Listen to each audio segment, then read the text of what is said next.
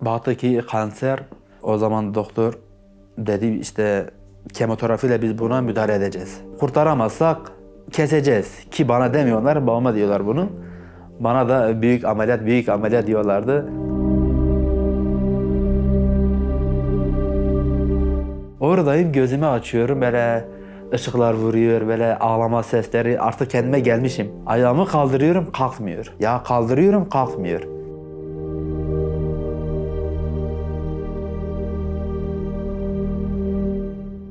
Böyle çıkardı beni, böyle babamın gözüne baktım. Dedim baba ayağımı kesmişler. Babam ağlayacaktı. Dedim Allah, ağlamayın. Yani ne ağlıyorsunuz?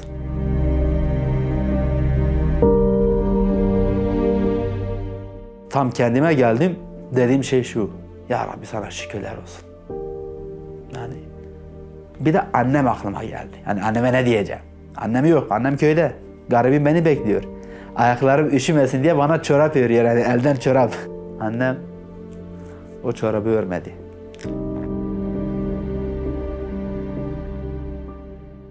İsmim Hasan, Şırnaklıyım. 95 doğumluyum, burada yaşıyorum. Sporcuyum, bir kafede kasiyerlik yapıyorum. Hayatımı geçindirmeye çalışıyorum. 2003 yılında trafik kazası demeyelim de yani arabanın kalkış hali, araba çarptı. Yani bir şey olmadı, düştüm sadece. O düşme esnasında sol bacağımda diz üstünde hafif şu kadar bir çatlak olmuş. Bir ağrı, sızı falan yok. Zamanla dediğim de yani bir iki hafta içinde orası şişti. Yani bildiğin böyle ceviz büyüklüğünde bir şişkinlik oldu. O zaman buranın hani imkanları baya kısıtlıydı. Bir tane doktor vardı. 7 ay beni Cizre'de bekletti. Yani kanser olan bir ayağa adam bildiğin antibiyotik, ağrı kesici şeyler veriyordu. En son baktı çaresi yok. Dedi Diyarbakır'a götürün. Beni Diyarbakır'a götürdüler. Orada bir ortopedi doktoru vardı. Gece yarısı beni MR filmine aldı. Alır almaz hemen çıktı dışarı, babama dedi ki sen bu çocuğu acilen Ankara'ya götür. Bu çocuğun ayağı kanser olmuş. Ve o kanser de bayağı ilerlemiş. Yani yetiştirin bir yere. Cuma günüydü. Babam beni işte köye getirdi. Daha çocuğum, bir şey bilmiyorum, seviniyorum, uçağa bineceğim, Ankara'ya gideceğim. Ne bileyim, hayatım değişecek orada. Gittik işte öyle. Pazartesi günü babam uçakla Diyarbakır'dan direktmen Ankara'ya geçtik. Ertesi gün doktorların yanına gittik. Doktora baktı falan filan. Ya dedi siz bu çocuğu nasıl böyle bekletebilirsiniz? Bu çocuk ayağı kanser. Kanser olmuş, yani ilerlemiş de bayağı. Nasıl bekletebilirsiniz? Durumu anlattık. Dedi o adamın doktor olduğuna emin misiniz? Valla bizim oradaki hastanede görev yapan o. Başka da yok. Neyse dediler, işte parça aldılar. Ameliyat süreci başladı. 2003 yılında çocuk bölümündeydim. Gel git biyopsi aldılar. Baktı ki kanser. O zaman doktor dedi işte kemoterapiyle biz buna müdahale edeceğiz. Edeceğiz yani, eğer toparlayabilirsek orada ameliyatla o hastalığı, o kitleyi alacağız. Yok, kurtaramazsak yani keseceğiz. Ki bana demiyorlar, babama diyorlar bunu. Bana da büyük ameliyat diyorlardı. Yani bir 5-6 ay ağır bir kemoterapi sürecinden geçtim. Saç, kaş, hiçbir şey kalmadı. Zayıf, cılız, gece gündüz kusan. En son babama dedi ki biz bu hastalığı tutamıyoruz. Biraz daha bekletirsek de bu hastalık bu sefer mideye geçecek. Akciğerlere, işte böbreklere, dalaklara geçecek. Bu sefer çocuğun kurtuluşu olmayacak. En iyisi keselim. Belki bir kurtulma umudu olur. Ki o da garanti değil. Çünkü hastalığı ilerliyor. Başka bir yerde de çıkabilir dediler. 2004 yılbaşı gecesi, ertesi gün 1 Ocak diyelim. Doktor beni çağırdı, işte psikiyatri doktoru çağırdı beni. Yanına gittim. İşte bana şey verecek, bilgi verecek. Dedi işte ne ameliyat olacağını biliyor musun? Evet dedim. Ne? Kemik değişecek. Oranın kemiğini komple alıp değiştirecekler. Evet doğru biliyorsun ama o olmasa ikinci ameliyat var. İkinci ameliyat ne dedim? Büyük ameliyat. Sadece bu, büyük ameliyat. Allah Allah dedim. Büyük ameliyat neyin nesidir? Bölüme geçtim. Hemşire ablam vardı, Allah razı olsun ondan. Hala da konuşuyoruz kendisiyle. Yani annelik yaptı bana orada. Dedi gel dedi Hasan, ne dedi sana, dedim abla valla böyle dedi. Kemik değişecek, olmasa büyük ameliyat. O anladı, ben anlamadım. O hemen de hemşirelerin dinleme odasına geçti. Ertesi gün izin aldı, gitti, bir hafta gelmedi. Çünkü yani biliyordu ayağımın kesileceğini. Ameliyata aldılar. Yaş oldu 8. Ameliyata aldılar. Yani şöyle, o süreçte sürekli ayağım alçıdaydı. Yani bildiğin böyle boydan boya bir alçıdaydı. Sürekli ağırdı. Ameliyata aldılar. Ameliyat yani bir buçuk saat falan sürdü. Çıktım hani bir yoğun bakım olur ya. Yani yoğun bakım dediğim de hani hastaların ayrıldığı yer. Oradayım, gözümü açıyorum böyle ışıklar vuruyor, böyle ağlama sesleri. Artık kendime gelmişim. Ayağımı kaldırıyorum, kalkmıyor. Ya kaldırıyorum, kalkmıyor. Allah Allah.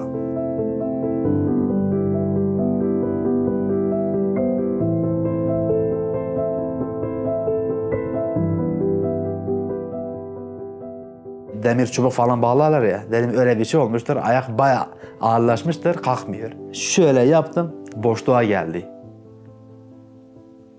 Ya şöyle bir şey, yatıyorsunuz, tamamen yatıyorsunuz yani eksiksiz yatıyorsunuz. Gözünüzü açıyorsunuz, bir parçanız yok. Niçin gittiğini de anlamıyorsunuz. Neyse yani düşündüm, tavana baktım. Böyle kendime geldim, baktım ayak yok. Bir tane ayak var, diğeri yok. Yani anlam veremedim. Tam kendime geldim, dediğim şey şu. Ya Rabbi sana şükürler olsun. Yani bir de annem aklıma geldi. Yani anneme ne diyeceğim? Annem yok, annem köyde. Garibim beni bekliyor. Ayaklarım üşümesin diye bana çorap örüyor, yani elden çorap. Kışın el yapımı çoraplar giyilir o zaman. 2003 falan yılları bayağı soğuktu. İşte annem diyordu, oğlum oraya gidip geliyor. Ayakları üşümesin diye bana çorap örüyor. Bir de o zaman bir heyecan vardı, Beşiktaşlıydım. Ki takımı tutmuyorum. O zaman çocuk hevesiydi. Annem bana 5 tane bir çorap örüyordu. Solu bitirmiş, sağına geçecek. Ameliyattan çıktık, arıyor, soruyor, konuşuyorum. Babam bana diyor anlatma, ayağını kesildiğini söyleme. Tamam diyorum, konuşuyoruz falan. 23, 24, 25 gününde dediler protez ayak yapacağız falan. Babam da yani taburcu edecekler ya artık mecbur köye döneceğiz. Babam da anlatmak zorunda. Durumu anlattı. Annem o çorabı örmedi. Hayat bitti mi? Köye geldik. O ağlıyor, o bağırıyor, o çağırıyor. Ya dedim niye ağlıyorsunuz? Yani annemi teselli ettim. Niye ağlıyorsunuz? Beni kim size verdi? Tamam ben bir emanetçiyim sizde yani. Beni kim verdi size? Allah. Allah emanetini almaz mı dedim. Alır. Tam alır, parça parça alır. Yani ondan şey yapmayın ki dedim. Yani sonra bir sene falan geçti. Bir sene geçmedi. 5-6 ay geçti. Bu sefer sağ ayak diz altı. Aynı hastalığa yakalandı. Ya gel git gene kemoterapi, gene o süreç, o ağır şeyler bastı. Doktor bana dedi ki biz bu çocuğun ayağını kessek dahi bu hastalık başka bir yerden çıkar ve bu çocuğun kurtulması imkansız. Yani hastalığı çıktığı gibi hemen ilerliyor.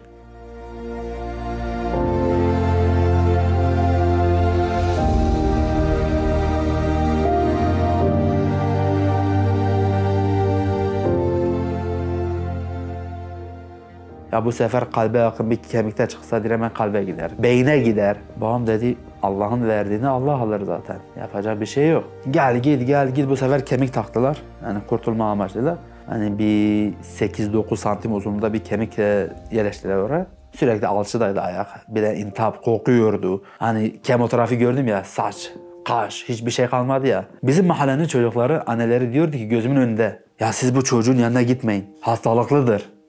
O hastalığı size bulaşır. Ben bunu duyuyordum. Yani gözümün önünde. Çocukların kollarını tutup götürüyorlardı. Ben böyle arkalarına böyle bakardım. Yani öyle bir süreçti. Hiç kimse benimle arkadaşlığı yapmak istemediler. İzin vermiyorlar tabii ki aileleri. Yani şöyle bir algı vardı. Kanser dedin mi ölümcül hastalık. Bu çocuk öldü, gitti, bulaşır. Yaklaşmayın. Ama onlar bilmezdi ki. Allah derdi veren o, derman da veren o. İşte 2005 yılına geçtik. Sağ bacakta kemik takıldı ya. O kemikte işte intihaptır, sudur falan. Alçıdaydı sürekli. Ve kokuyordu. Koktuğu için de yani bazen ailem dahi yani biraz benle oturduğu zaman biraz tiksinirdi. Çünkü ayak kokuyordu. En sona kadar o kemik kırıldı. O kemik yani takılan kemik intihap yiye ortadan kırıldı. Git gel alçıya taktılar gene düzelecek, kaynayacak. Ruhsuz kemik nasıl kaynayacak? Ben o zaman da dedim babama da babam umut kesmek istemedi. Bayağı geçti. Sağ bacağımı da 2005 yılında o da Ocak ayında yani kesildi. Ondan sonra gene böyle gözümü açıyorum. Bu sefer anlıyorum yani farkındayım. Bu sefer diğer sefer anlamadım. Bu sefer farkındaydım. Ameliyattan çıktım. Böyle babama baktım. Şu anki hastaneleri görüyorum. O zaman öyle değildi. Böyle yuvarlak bir şey vardı. Yani bir giriş diyelim, yuvarlak bir şey vardı. Sedye, seni getiren sedye. Seni oraya kadar getirirdi. Diğer sedye diğer tarafta. Ona nakleder giderdin. Yani bu sefer şimdiki gibi böyle kapıdan git falan değildi. Böyle çıkardı beni, böyle babamın gözüne baktım. Dedim baba ayağımı kesmişler. Babam ağlayacaktı. Dedim Allah. Ağlamayın. Yani ne ağlıyorsunuz? Hemşire ablam geldi, o bahsettiğim abla böyle ağladı. Dedim abla ne ağlıyorsun? Eskiden 2 çift ayakkabı alırdım. Sonra 1'e düştü. Şimdi onu hiç almayacağım. Ayakkabı derdim yok. Çorap derdim yok. Ayak kokusu yok. Misafirliğe gittin mi birisinin ayağı koksa kimse benden şüphelenmeyecek. İstediğim şekilde oturabilirim. Yok şaka da o zaman öyle başlamıştı. Hani benim hastalık mücadelem böyle devam etti. Derdi veren Allah derman da muhakkak verir. Er ya da geç. Ama bizim sabretmemiz lazım. Yani ben buradan kanserli çocukların ailelerine seslenmek istiyorum bu vasıtasıyla. Sabredin. Moralinizi hiç bozmayın. Ya veren Allah er ya da geç alır. Alırken de bir imtihana sokar seni. Acaba bu kulum beni mi daha çok seviyor yoksa ona verdiğim emaneti mi? O emaneti aldığım zaman haşa isyan mı edecek yoksa bana teslim mi olacak diye imtihanlar var yani. Allah senin çocuğunu senden aldı diye seni sevmiyor manasına gelmiyor. Sana küsmüş manasına gelmiyor. Sana kızmış manasına gelmiyor. İmtihan. Yani hastalık verdin mi muhakkak derman da gelir. Sabredin. Allah'a tevekkül edin. Şükretmeyi unutmayın. Allah her zaman bir kapıyı kapatır, diğer kapıyı açar. Allah'ın verdiği en güzel bir ayet var yani böyle muazzam bir ayet var. Diyor ki her karanlığın ardında bir ışık vardır. Her ışığın ardında bir karanlık vardır. Fe inne ma'al usri yusra, inne ma'al usri yusra. O yüzden sabredin. Şimdi sana ayaklarını verseler ne yapardın? Oğlumu omuzuma alır, mahallede koşarım. Hani kollarını böyle tutarım. Sevinsin diye. Yani bunu yapardım herhalde. Çocukluğunuz nasıl geçti? Bilmiyorum nasıl geçti. Dedim ya 7 yaşında yani okula giderken bir anda okuldan ayrıldım. Arkadaşlarımdan ayrıldım. Arkadaşlarım sabahtan akşama kadar top oynardı, şey yapardı. Ben sürekli doktorların yanındaydım. O doktor gelir seni kontrol eder, o gelir seni kontrol eder. O senden bir parça alır. Yani çocukluğum bayağı o konuda sıkıntılı geçti. Yani çocukluğumu yaşayamadım. 15-16 yaşına kadar hastanelerde geçti ömrüm. Çocukluğum anlatacağım pek bir şey yok. Çünkü görmedim. Yani insan tam anlayacak vakitte gelir. O an ben hastanelere düştüm. 7 yaşında insan anlar ya ne yaptığını. Ondan sonra ben de hastanelere düştüm. Günümüzde herkes hayallerinden bu kadar çabuk vazgeçiyorken bu durumunuza rağmen nasıl vazgeçmediniz? Eğer Allah nasip etmeseydi sana hayal kurdurtmazdı. Her zaman derim insanın bir amacı olacak. Yani nasıl olursa olsun. Yatakta olsun, ayakta olsun. Yani cihaza bağlı olsun. Ama bir amacı olacak. Bir hedefi olacak. Yani rotası olmayan bir gemi okyanusun içine batar gider. Yani Allah sana bir irade vermiş. Allah sana mektup gönderdi mi dedi mi ki sana ben senden vazgeçtim. Hayır. Allah diyor umudunuzu kesmeyin. Ben varım diyor. Sen nereye bakarsan Allah'ı görürsün. Yani madem Allah her türlü her yerdedir ve sürekli diyor ki ey kulum benden iste diyorsa o zaman sen niye o hayalden vazgeçiyorsun? Ben vazgeçmedim. Ayaklarım kesildiği zaman şunu kafama koydum. Pes etmeyeceğim. Yani ayakta duracağım.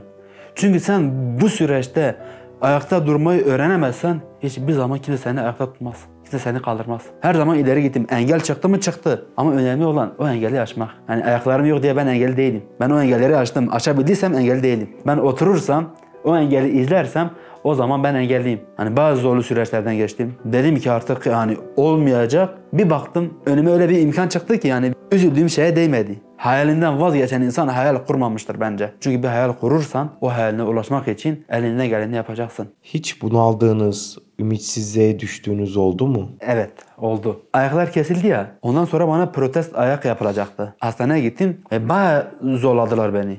Her gün git o protezleri tak, çıkart, ölçüsünü alsınlar. Dar geldi, genişlesin de bol geldi, darlandırsınlar. Yürü, düş, kalk. Baya bir zorlandım. Sıkıldım artık. Doktor abiyle dışarı çıktık yemek yemeye. Doktorlar da sağ olsun beni seviyordu orada. Hani bayağı bir şeydik. Açılmıştım artık konuşuyordum, şaka yapıyordum. Neyse dışarı çıktım böyle bayağı bir sıkıldım, bunaldım dedim yani. İçimden dedim ha yani. Sesli edemedim. Ya dedim bu halim ne? Yani bu halim ne? Hani dedim ya, Allah bir kapıyı kapatıyor, diğer kapıyı açıyor. Sen kendini aşağıda görürsün, Allah da sana öyle bir şey gönderir ki senin de daha aşağıda insanlar olduğunu görür. İçeri girdim, ne göreyim? 2 tane amcaoğlu.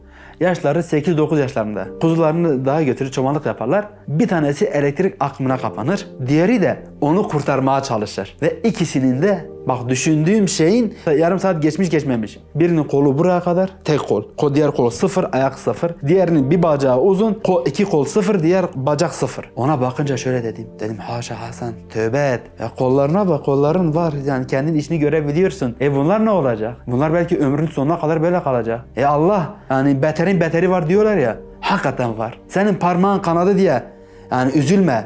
Senin parmağın kanadı, başkasının parmağı yok. Senin kolun kırıldı, başkasının kolu yok. Senin ayağın takıldı, başkasının ayağı yok. Onlara bakıp da isyana girme. Mesela örnek veriyorum, sana büyük bir miktarda para teslim ettim emanet olarak. Ben her gün gelsem senden bir parçasını alsam, sen üzülür müsün? Emanettir biliyorsun. Yani elbet alacağım senden. Hani sen ister kabul et, ister etme. Elbet onu senden alacağım. Parça parça. Hani toplu da alabilirim, parça parça da alabilirim. Üzülür müsün? Bence üzülmezsin çünkü emanet olduğunu biliyorsun. Vallahi biz de emanettiyiz bu dünyada. Yani parça parça gideriz, tam olarak gideriz. Arkadaşımın şu parmakları kansere yakalandı. Şu parmakları. İlk önce doktor şuradan kesti. Şuradan. Sonra buradan. Yani hastalık ilerliyor. Sonra buradan. Doktorun amacı odur ki kolu biraz kurtarsın ki protez taksın. Kurtulur ama ta ki sona kadar kesti. Sona kadar kesince biz adamın yanına gittik. Baktım o üzülüyor, o şey yapıyor. Dedim hey tek kollu boksör nasılsın? O da bana verdi cevap şu. Ya dedi adam sen niye geliyorsun buraya? Dedim niye? Dedi sen gelince ben sakat olduğumu unutuyorum. Benim de amacım o zaten. Yani şunu demek istiyorum.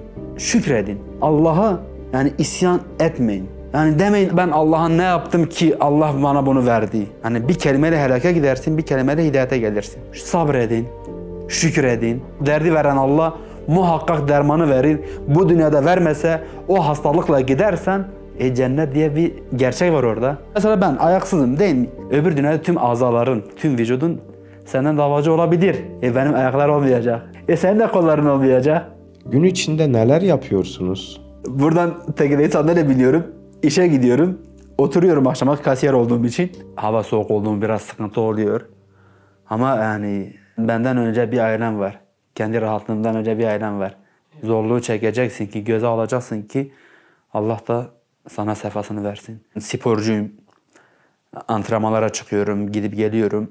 Tenis oynamaya nasıl karar verdin? Engellere yönelik bir spor faaliyetinin olduğunu bilmiyordum. Bir gün bir arkadaşım aradı. Dedi Hasan ne yapıyorsun? İyiyim falan. Böyle gene bir sohbetteyiz. Dedim eğer acil değilse sonra konuşalım. Dedi tenis yapar mısın? Dedim tenis nedir? Dedi tenis, dedim valla tenis nedir? Valla bilmiyorum tenis nedir. Dedi sana numarasını atayım. Bir hocanın numarası var sana atayım. Sen onunla konuş. Sana bilgi versin. Tamam dedim. Hocamla konuştum. İşte dedi sen kas gitsin buraya gelemezsin. Dedim hocam gelirim eğer imkan verirsen falan. En son kapadı. Dedim hocam dedi peki tenis nedir hocam? Güldü dedi hiç bilmiyor dedi vallahi bilmiyorum tenis nedir. Dedi o zaman şeye gir YouTube'a gir engelli kort tenisi orada görürsün. Ben böyle bakıyorum. Dedim bu nedir ben bunu yaparım. Bir günde yaparım bunu dedim. Mert öyle değilmiş. 1,5 yılda zor çözdüm. Yani gördüğün şeyi hemen yapacağım deme. İşin içine girmekse ne olduğunu bilemezsin. Geldim. Sözde şöyle geldim. Hocayla konuşacağım. Bakalım kuralları nedir? Nasıl gidecek? Yani para ücreti var mı? Ona göre ben de hareket edeyim. Böyle beyaz gömlek, siyah pantolona böyle şak geldim. Güneşin altında. Hava esiyor serin ama güneş fena yakıyor. Hoca gömleğimi çıkardı. Dedim hocam çıkartmıyorum falan filan. Dedi vallahi çıkartacaksın. Çıkardı bu sefer ben giymemem için gitti arabaya koydu kapıyı kapattı. Ben de koşuyorum sağa sola. İlk antrenmanım. Pestilim çıktı yani. Avucum patladı. Gömleği giydim. Vücudu hissetmiyorum. Ben zannettim ki yorulmuşum. Eve gidiyorum. Böyle gömleğimi çıkardı. Annem dedi ne oldu sana? Dedim ne oldu bana? Aynanın karşısına gittim böyle hepsi sıyırılmış. Kıpkırmızı yüz gitmiş. Hocaya dedim hocam durum bu. Dedi dur o bir şey değil. Yeni derini soyduk. Seni daha kızartacağım orada yani pişireceğim seni. Yani teniste başlamam öyle oldu. Tenis de bana bir örnek oldu. Şöyle bir örnek oldu. Bayağı zorluydu. Dediğim gibi mesela ayakta oynayan insan sandalyede oynayan bir insan aynı değil. Ayaktaki istediği yöne koşup geri gelebilir. Kolları sabit. Bizimki hani hem kollarla koşuyorsun, raketini tutuyorsun. Git, vur, dön. Aynı hızla. Bizimki daha da zordu. Hani bayağı pes etmek istedim. Sağ olsun hocam izin vermedi. Bana inandıkça ben daha da yükseldim. Yani ben yaparım dedim ki daha devam ediyoruz. Klasman turnuvalarına katıldım. Ondan sonra 2-3 defa Türkiye şampiyonasına. Yani bizden bayağı iyileri olduğu için yani yalan yok. Aslanlar var orada, biz yeni eğitiyoruz biz burada. Ama yeneceğim yani, sıkıntı yok orada. Tenise başladığım zaman hani sahada oynuyoruz ya. Millet yanımızdan geçiyor, şöyle bakıyor. Ay ne kadar yazık, ne kadar günahlar. Ben şöyle bakıyordum. Allah Allah, bu ne diyor?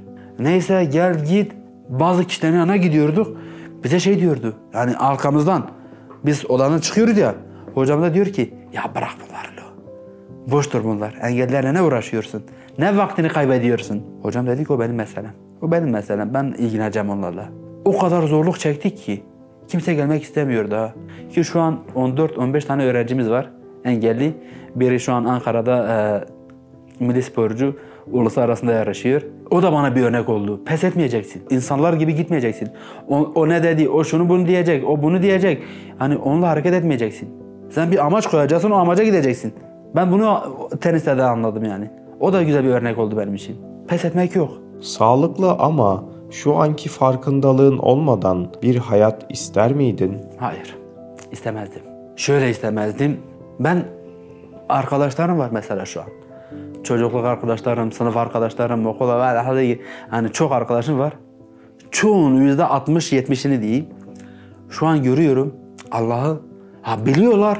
Hutbeden hutbeye namaza giderler. Bazıları var bayramdan bayrama, o da adettir. Onları görüyorum, yani şükür ediyorum. Seviniyorum da bazen. İyi ki bu haldeyim. Bu halde olmasın belki onlara daha beter olurdum. Çok şükür. Namazımı kılıyorum. Az mı çok yani tam Allah'a, katiyle Allah'a tam olarak bilseydik, teslim olsaydık zaten yani gerisi kolaydı. Yani Allah'ı tanımaya çalışıyoruz. Dedim ya, ayaklarım olsaydı belki ben bunları tanımazdım. Belki başka bir alemde olurdum. O yüzden böyle çok şükür iyiyim. Ayakkabı derdi yok dediğim gibi. Bir kere abim camiye gidiyordu, benim ayaklar kesildi. Hutbe oldu, hutbede ben evin önünde oturuyordum. Dayım geçti oradan, Allah ondan razı olsun, o vesile oldu tabii. Yani her şeyin bir vesilesi vardır. Beni zorla camiye götürdü, 14-15 yaşındayım. Dedi hutbeye geleceksin. Dedim dayı utanıyorum falan filan. Dedi geleceksin. Gittim oradaki lezzeti aldım. Hani o namazdan lezzet aldım, ilk namazımda orada. Kılıyordum. Hani bir yemek yaparsın ya, hep altını yakarsın veya tuzlu yaparsın, yenilmez hale getirirsin. Ama bir kere güzel bir yemek yaptın mı dersin ki bu. Demek ki aradığım şey buymuş. Namazı kıldım, hoşuma gitti hutbe.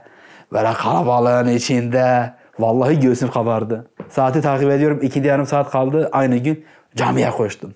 Akşam camiye koştum. Yastığı camiye koştum. Güzel geliyor bana yani. Hakikaten insan ferahlıyor. Boşluğu tamamlanıyor. Hocam var. Ders veriyordu çocuklara. Bana da baktı, dedi sen okuyor musun? Hayır dedim. Dedi niye okumuyorsun? Hani öyle bir algı yapmışlar ki bana, öyle bir şey enjekte etmişler ki engelli okumaz. Engelli namaz kılmaz. Hani öyle bir algı var. Dedim hocam engelli okur mu? Dedi hele yarın gel bakalım engelli okuyacak mı okumayacak mı? Dedim tamam. Öyle bir yemin ediyorum hayatımda neyi tatlıysam hani onun kadar lezzet almamışımdır. Ertesi gün uyandım, elimi yüzü yıkadım. Abdest almasını da bilmiyorum bu arada. Yani yeni öğreneceğim tabii. Ki ayakları yıkamadım, ayak yoktu. Böyle gittim, el libası yok bu sefer. Gittim böyle başıma eğdim, dedim el libasım yok. Dedi paran yok, dedim yok. Böyle hoca da benimle şakalaşıyor orada. Dedi gel ben sana bir tane vereceğim borç ama. Al. Tamam dedim. Sonra dedim borcumu nasıl ödeyeceğim? Dedi okuyarak. Okuyacağım, borcunu ödeyeceksin. Okumazsan borcunu ödeyemezsin. Tamam dedim. Bir giriştim. Allah nasip ediyor ya, Allah nasip etmezse yani insanı bir kapıya yönlendirmez. Okumaya başladım, gel git. Bir hafta içinde el libası bitirdim, amayı bitirdim, Kur'an'a geçtim. Yarışma düzenledi hoca. Hani dedim ya, hoşuma gitmiyor da örnek aldım bir şey. Hani o çocuklar yanına gitme. O anneler vardı ya, diyordu ya. Gitmeyin yanına, hastalıktır, budur, şudur. Gelip anneme alvarıyor, diyordu ki Hasan buna ders versin. Buna bir ders versin, hani akıllanır bu. Kur'an dersi versin. Hani hastalıklıyken gitmeyin yanına diyordunuz. Hastalığı bulaşır, ölürsünüz. Belki hala hastalık var bende. Ki o kibre kapılmadım orada. Tamam dedim, camiye geldi, beraber okuduk. Allah kibri nasip etmesin inşallah. Kişisel ihtiyaçlarını nasıl karşılıyorsun? Allah ayakları aldı, kolları almadı. Ayaktaki kuvveti de kollara verdi. Elhamdülillah her şeyimi halledebiliyorum. Kendim yani yapabiliyorum. İlk başlarda biraz fazla sevgi verince insan şımarır ya. Ben Kur'an'a başlamadan yani bayağı sinirli bir insandım. Bayağı istekliydim. İstekli dediğim de hani şunu getir, bunu getir, şunu getir. Yani değil bir yere ulaşacağım isteği. Emir vermeyi seviyordum. Çocuktum yani. Bir şey bilmiyordum. Ta ki Kur'an'ı okuyunca insan ne olduğunu anlar yani. Senin kimseden üstünün olmadığını anlatır sana. Der ki haddini bil, sen kimseden üstün değilsin. Ancak takvan. Hani orada kendim ihtiyacımı kendim görmeye başladım. Elbiselerimi, yemeğimi, bahçemi. Kendim artık eskiden çoğular beni teklerdi. Rahatlığa alışıktım. Hep böyle giderdim. Ama artık izin vermiyorum. Kendim gidiyorum yani ellerden hissedebilirsiniz. Çünkü dedim ya sen ayakta durmasan düştüğün zaman kimse seni kaldırmaz. Orada anladım ki sen teksin. Doğru ailen her zaman yanında. Ailen, arkadaşın, dostun ama nereye kadar? Nereye kadar böyle ellerine bakacaksın? O el bir gün kapanacak. Diyecek git. Yani kendi işini kendin gör. O yüzden şu an buradayım. Seni en çok duygulandıran olay neydi? Ayağım yeni kesilmişti. Ben çocukken mahalleler arasında hani takım vardı.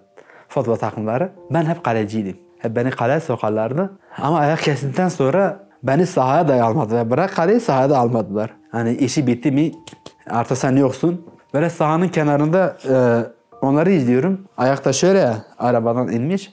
Top bana doğru geldi. Bir an ben ayağın var olduğunu yani hissettim. Şöyle yaptım. Topa vuracağım. Hani bu ayaktır ya öyle hissettim. Ve maalesef vuramadım. O an hani duygulandım. Belli etmedim ama bayağı duygulandım. Ayak olsaydı vururdum. Kendi kendime düşündüm. Ama sonra ama ne vuracağım topa dedim. Kendi kendime konuşar oldum orada. Bacakların yok diye seni terk eden oldu mu? Oldu. Yani şöyle oldu. Arkadaşlarım artık dedim ya.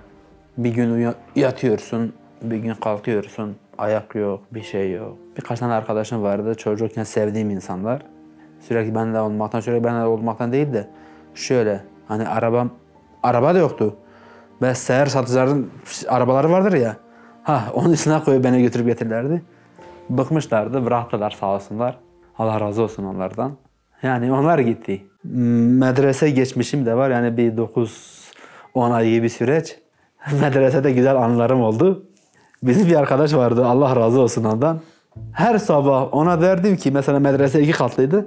Ben aşağı inerdim. Hani aşağı iner ders okurduk camide. Her sabah o çocuğa derdim ki ya kardeşim hele benim çorabımı getirsene. Ya adam demiyordu ne çorabı.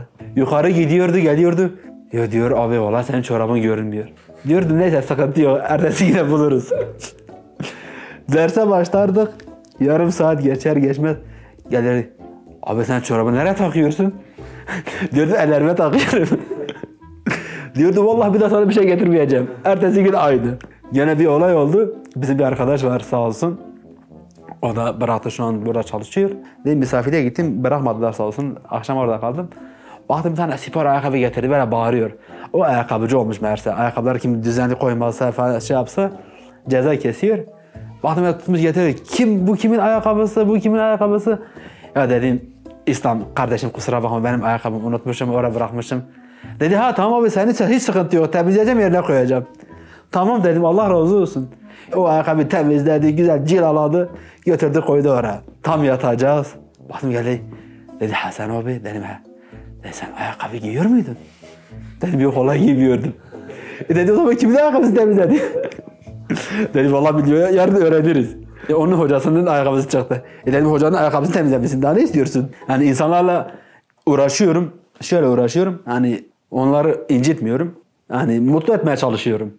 Hani halimden. Mesela bazen biri gelir spora. Üst düzey biri yani yetkili birisi.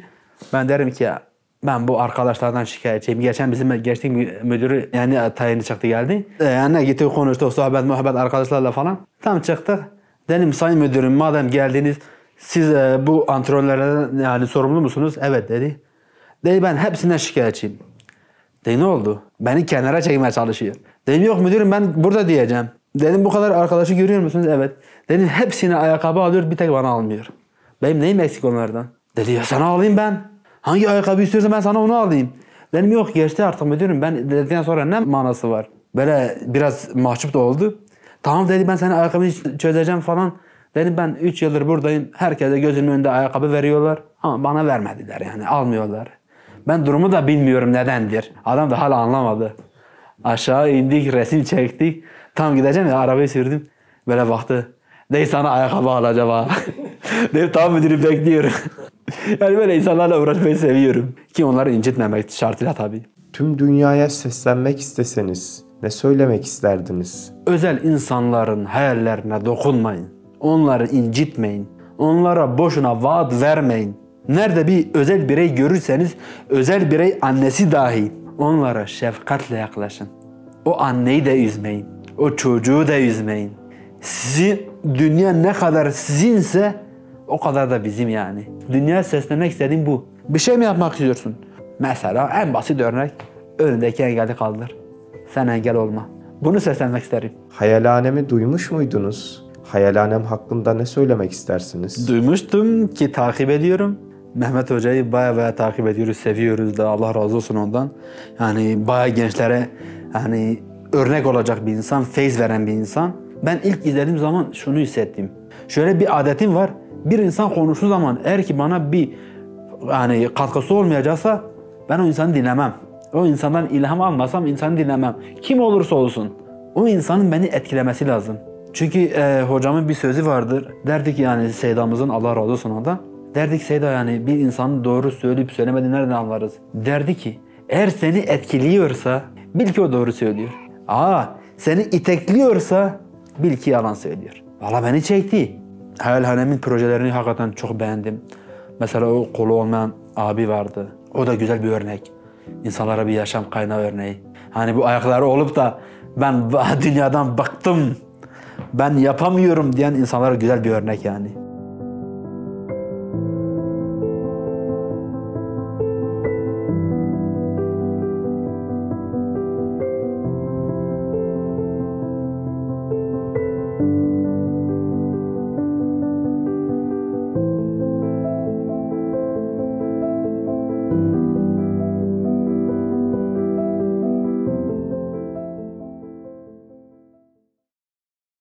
Dünyada nereye bakarsan bak, her yer kalabalık.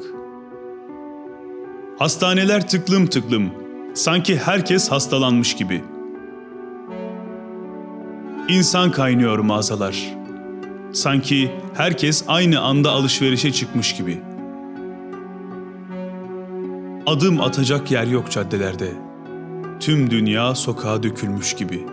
Bir de camiye gidiyorsun, bomboş. Sanki namaz hiç farz olmamış gibi. Ama şunu iyi bil, uğruna namazı terk ettiğin her şey, kabirde seni bir bir bıraktığında anlarsın bazı şeyleri. Hataların telafisinin mümkün olmadığı ölüm, seni uyandırmadan evvel uyan.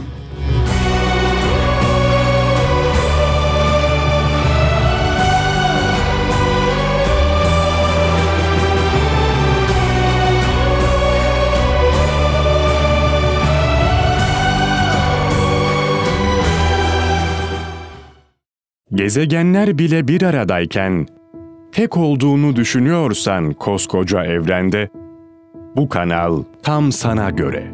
Bu video YouTube kazanında kaybolmadan, senin gibi başkalarına da ulaşabilmesi için desteğe ihtiyacı var. Her abone, bir kırgın yüreğe daha ulaşmayı sağlayacak. Beğen, abone ol ve yorum yapmayı da unutma. Siz de Hayalhanem İstanbul ve diğer tüm projelerimize destek olmak için buradaki linke tıklayarak online bağışta bulunabilir veya aşağıdaki iletişim numaralarından bizlere ulaşabilirsiniz.